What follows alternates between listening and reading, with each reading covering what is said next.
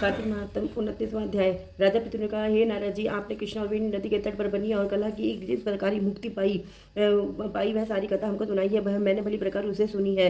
देव ऋषि का कार्य उन दोनों नदियों के प्रभाव से हुआ था या इस क्षेत्र के प्रभाव से हुआ था, कृपा करके मुझे यह बताने की कृपा कीजिए, क्योंकि मुझे संदेह है।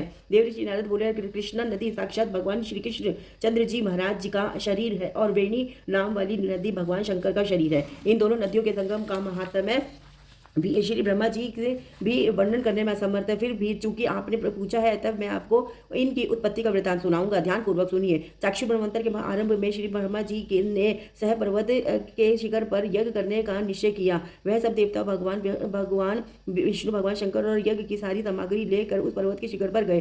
तब महर्षि भृगु आदि ऋषियों ने ब्रह्म मुहूर्त में उन्हें दीक्षा देकर देने का विचार किया। इसके बाद उन्होंने श्री ब्रह्मा जी की पत्नी स्वरा को बुलवा भेजा। वह बड़ी आहिस्ता आ रही थी। इस बीच में श्री भृगु जी ने भगवान विष्णु से पूछा, हे प्रभु, आपने स्वरा को शीघ्रता से बुलाया था, वह क्यों नहीं आई? यदि ब्रह्म मुहूर्त टल गया तो फिर दीक्षा का क्या कार्य कैसे होगा? दीक्षा का कार्य कैसे होगा? इस पर भगवान विष्णु ने कहा, देव, यदि स्वरा यथा समय यहाँ पर ना आई तो आप गायत्री को ही स्त्री मानकर दीक्षा विधान कर दीजिएगा। क्या गायत्री पूर्णाकर्म में ब्रह्मा जी की स्त्री नहीं हो सकती?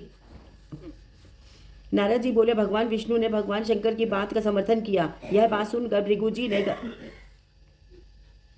इस पर भगवान विष्णु ने कहा, यदि स्वरा यथा समय यहाँ पर ना आई तो आप गायत्री को ही स्त्री मानकर दीक्षा विधान कर दीजिएगा। क्या गायत्री पुण्य कर्म में ब्रह्मा जी की स्त्री नहीं हो सकती? नारद जी बोले, भगवान विष्णु ने भगवान शंकर की बात का समर्थन किया। यह बात सुनकर भृगु जी ने गायत्री को ही श्री ब्रह्मा जी के दाईं ओर बिठाकर दीक्षा विधान आरंभ कर दिया। ऋषिमंडल गायत्री को दीक्षा दे ही रहा था कि इतने में स्वरा भी एक मंडप में आ पहुंचे। श्री ब्रह्मा जी के पल्लू में गायत्री जी को देखकर ईर्ष्या से क्रोध करके कहने लगी। स्वरा ने कहा, जहाँ अपूज्यों की पूजा होती है और पूज्यों की अप्रतिष्ठा होती है, वहां पर दुर्भिक्ष, मृत्यु तथा भय तीनों अवश्यमय हुआ करते हैं। यह गायत्री जी श्री ब्रह्मा जी की दाई और तथा मेरे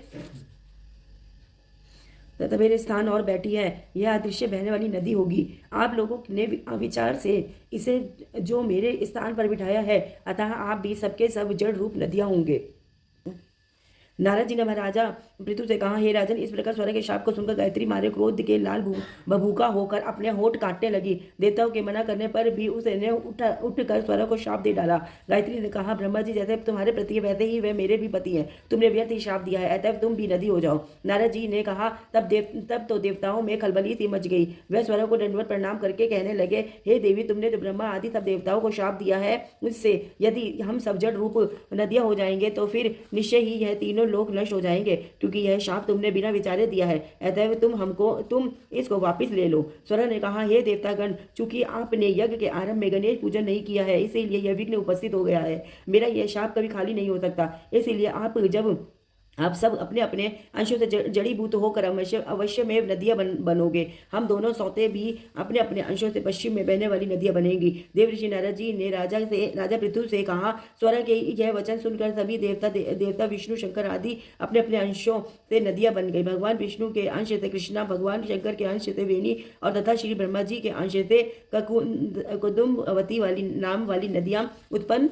हो गई। सभी देवताओं ने अपने अंशों को जड़ बनाकर वहीं स्वयं पर्वत पर फेंक दिया। फिर उन लोगों के अंश अलग अलग नदियों के रूप में बहने लगे। देवताओं के अंशों से पूर्व वाहिनी तथा उनकी स्त्रियों के अंशों से सैकड़ों व हजारों संख्या में पश्चिम वाहिनी नदियां उत्पन्न हो गई। गायत्री और स्वरा दोनों पश्चिम वाहिनी नदियां होकर एक साथ बहने लगी। दोनों का नाम सावित्री पड़ा। श्री ब्रह्मा जी ने उस यज्ञ स्थल पर भगवान विष्णु और भगवान शंकर की स्थापना की। दोनों देवता महाबल तथा अतिबल के नाम से विख्यात हुए। हे राजन, कृष्ण और वेणी नदी की उत्पत्ति का वर्णन जो मनुष्य सुनेगा उसको दर्शन व स्नान का फल प्राप्त होगा। हरे कृष्ण कृष्ण कृष्ण हरे हरे राम राम राम हरे हरे। हर हर महादेव, हर महादेव, हर महादेव। श्री शिवाय नमस्तुभ्यं, श्री शिवाय नमस्तुभ्यं, श्री शिवाय नमस्तुभ्यं। हर हर महादेव।